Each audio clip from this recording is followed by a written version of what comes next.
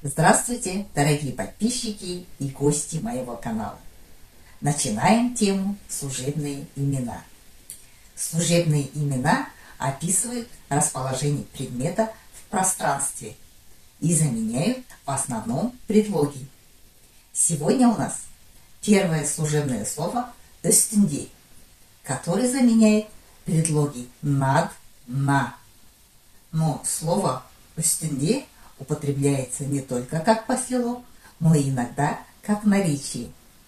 И если она употребляется как наречие, оно переводится наверху. Например, «Пышақ қайда?» Где нож? Үстелдің үстінде, на столе. Үйдің үстінде шатыр бар. Над домом есть крыша.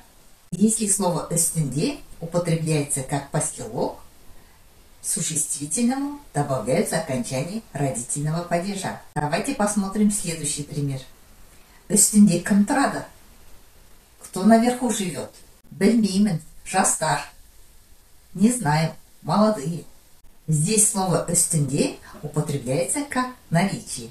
В казахском языке, в разговорной речи, если мы хотим спросить, во что он одет, тогда мы употребляем вариант «üstünde не бар?»